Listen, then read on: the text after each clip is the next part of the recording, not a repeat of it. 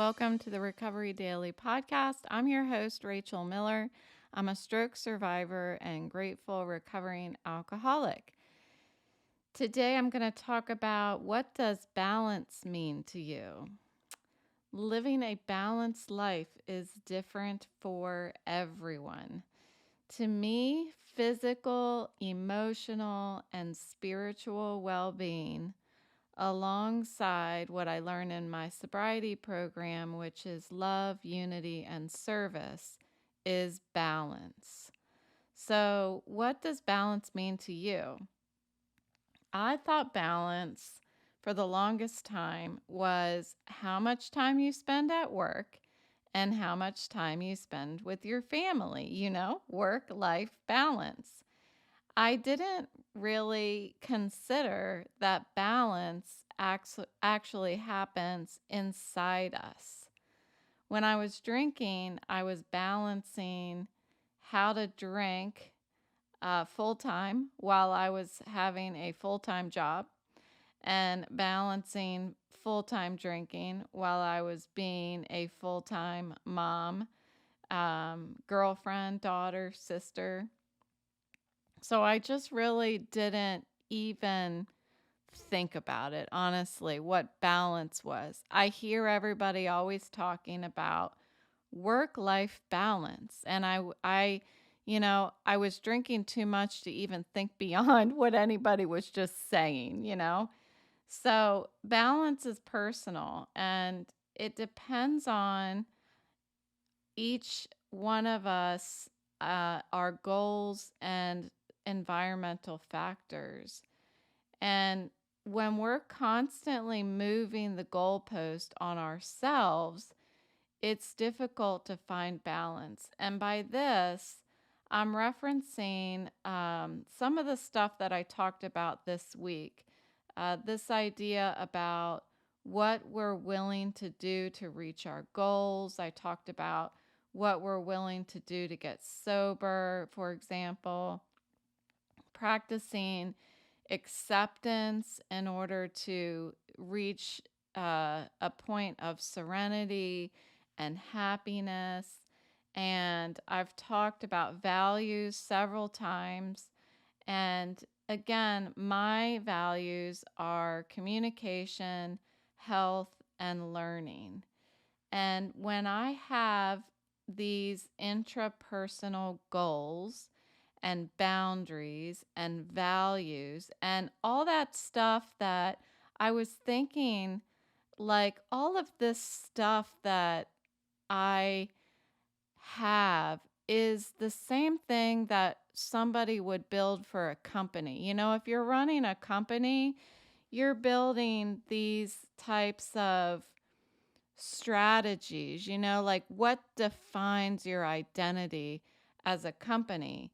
And I think it's important to identify all that stuff for myself, my identity. What are my goals and my values? Um, what is my vision for myself? I haven't even talked about vision yet. But once I really spend some time thinking about goals, boundaries, values, then I can work on balance. And that again is for me physical, emotional, and spiritual. All of these three things are the three components that make up balance for me. So I was doing what I normally do, listening to articles, listening to YouTube videos, and I was trying to look up balance, like life balance, inner balance. And if you just try to Google balance or life balance, it always has work beside it, work-life balance. And I thought, that is sad, is what that is, because what I want to talk about is inner balance. And that shouldn't have anything to do with work. Our balance should not have to do with any of that shit that we add to our lives. Those are just things we do. So, this stuff like work life balance is one. Work life balance shouldn't be any more significant.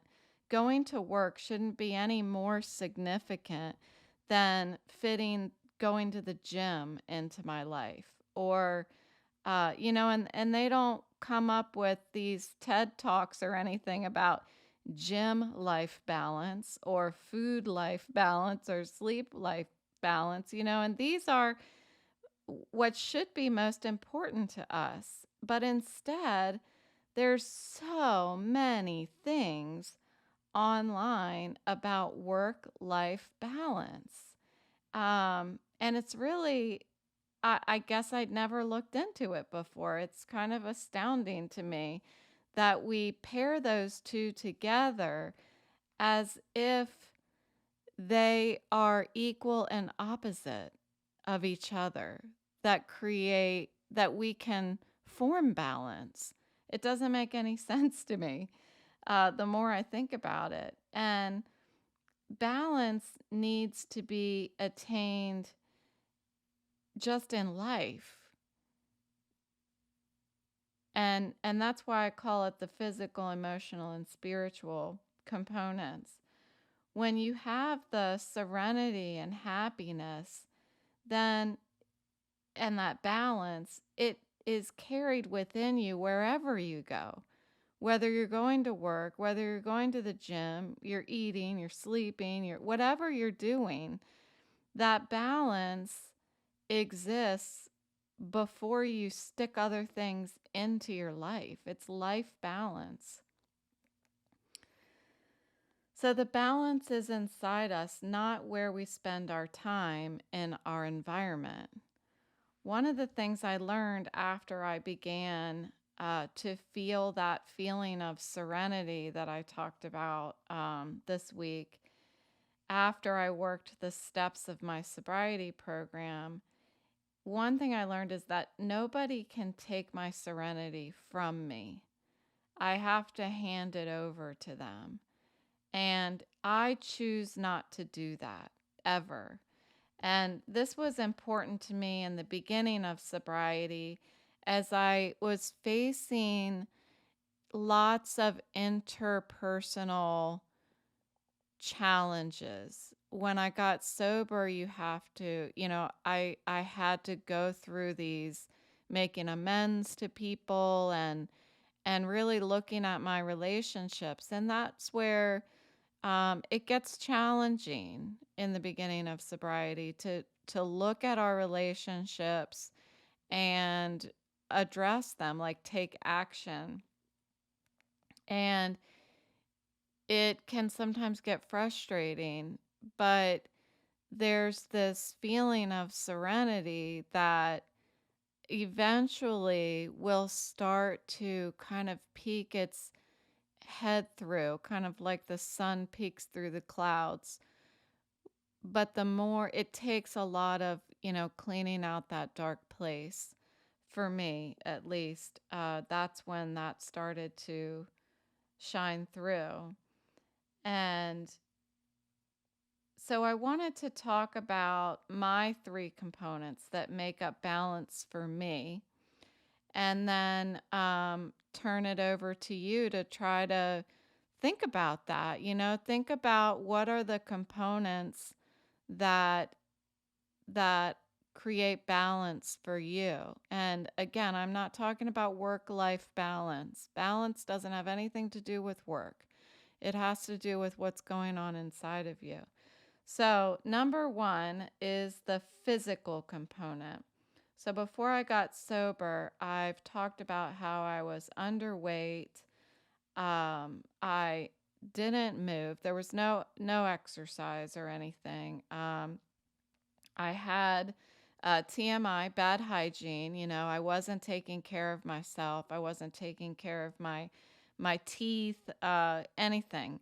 Um, and I was very stressed all the time, like anxious all the time.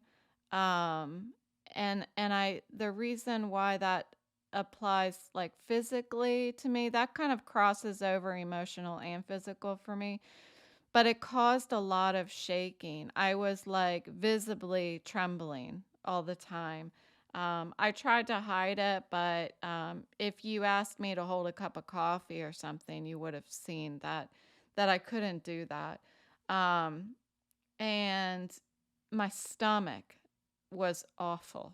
My stomach was absolutely terrible. And I'm sure, I mean, I don't know. I never got diagnosed with anything in my stomach, but I had this 20-minute rule, and I would kind of joke about it, but in retrospect, it wasn't a joking matter. I mean, I had to be near a bathroom within 20 minutes of eating anything because it would just all leave me.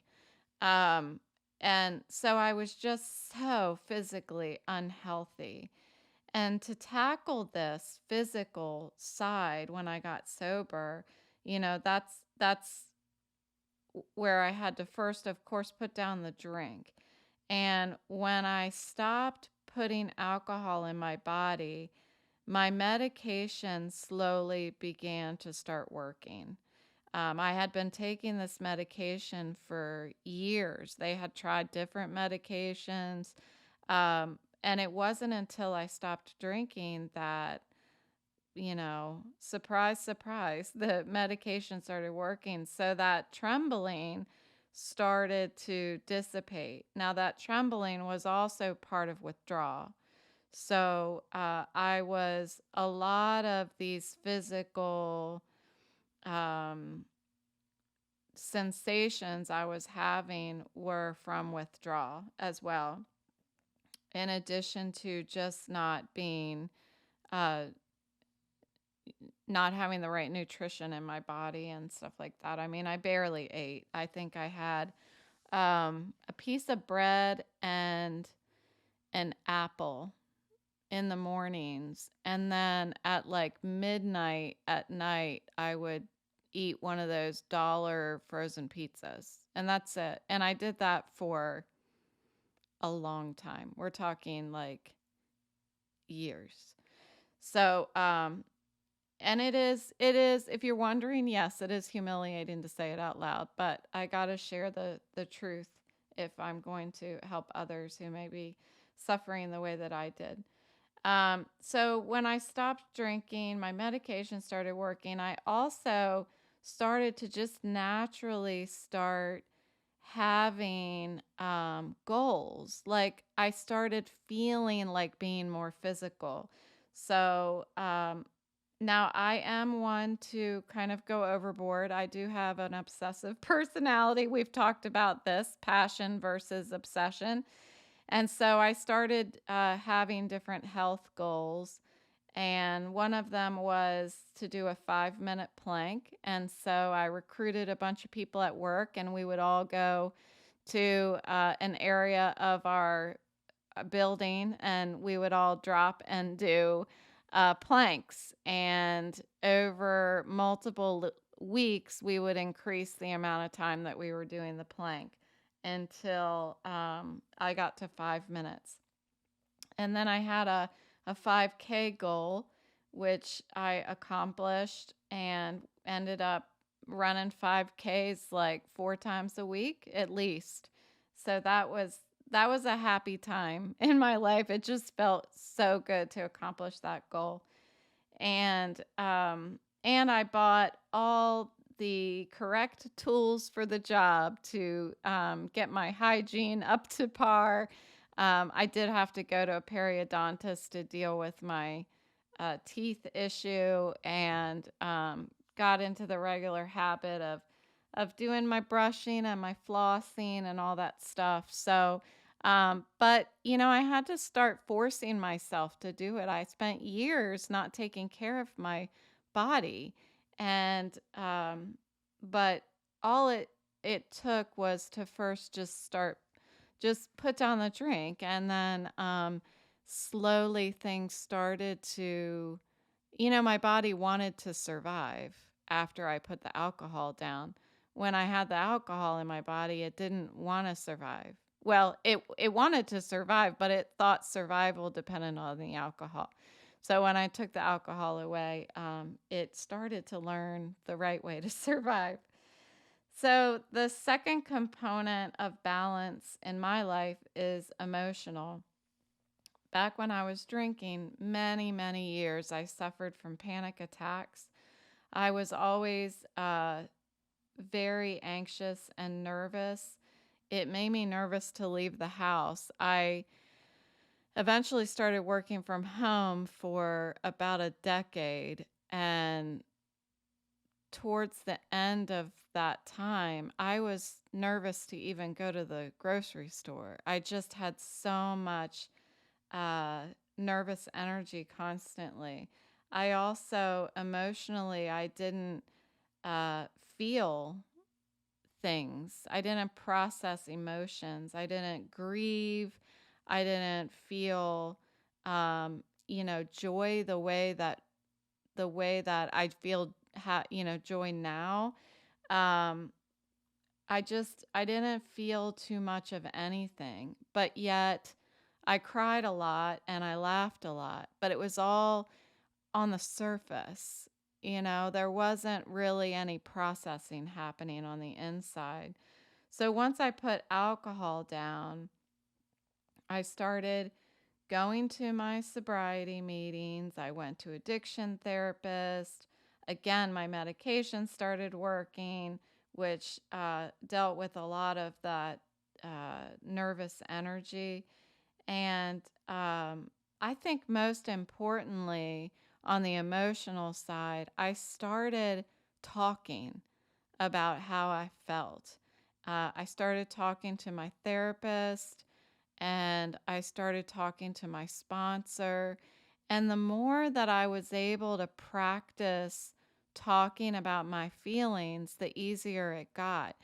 It really is fascinating to me that over the time that I drank more and more and more to the point that I was drinking 24/7, I was not ever talking about my feelings, ever. It was all locked inside of me in my dark place that I talk about. And it wasn't until I started just letting a little bit out at a time.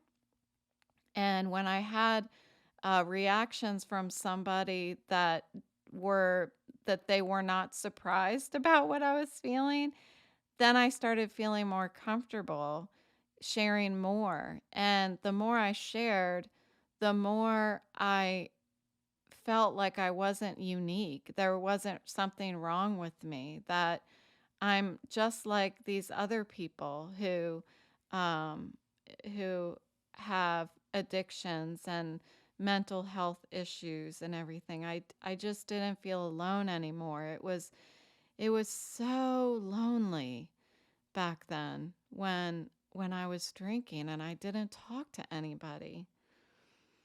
So the third component of balance for me is spiritual.